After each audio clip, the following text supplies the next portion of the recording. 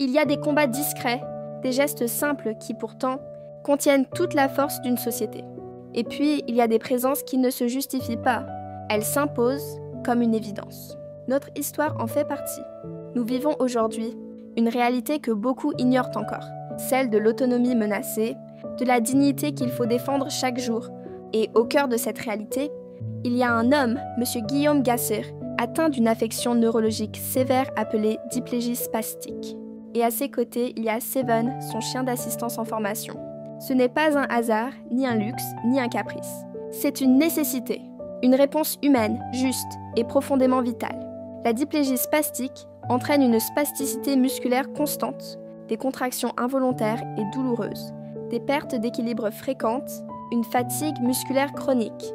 Guillaume bénéficie d'un traitement par pompe à baclofène qui administre un médicament en continu pour relâcher ses muscles. Mais ce traitement, aussi précieux soit-il, ne suffit pas.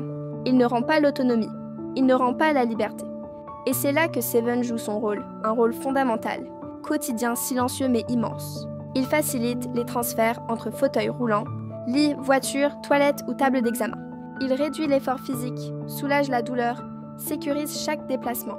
Même sans tirer, sa présence à côté du fauteuil, motorisé Albert Emotion M25, crée une harmonie de mouvement, une sorte de propulsion naturelle. Ce simple accompagnement rend les déplacements plus fluides, moins fatigants, plus sûrs, surtout sur les longues distances. Mais l'aide de Seven ne s'arrête pas au corps.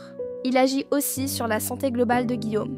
Il réduit les spasmes musculaires, il diminue les crises de spasticité, il accélère la récupération après un effort.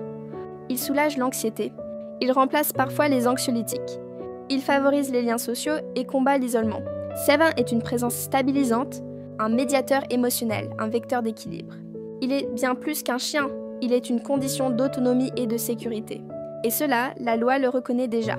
La loi de 2005, l'article L211-30 du Code rural et l'article R251-3 du Code pénal garantissent l'accès des chiens d'assistance à tous les lieux publics, au transport, sans restriction. Refuser cet accès, c'est nier un droit fondamental. C'est refuser à un homme les moyens de vivre dignement. Seven, lui, est formé avec sérieux par Madame Isabelle Sabot, éducatrice spécialisée et gérante d'Isa Pet Service. Grâce à cet encadrement, il apprend, progresse, développe les compétences nécessaires à l'accompagnement spécifique de son maître. Ce que nous demandons aujourd'hui n'est pas une faveur. C'est la reconnaissance d'une réalité déjà en marche, d'un lien déjà vital, d'un droit déjà écrit.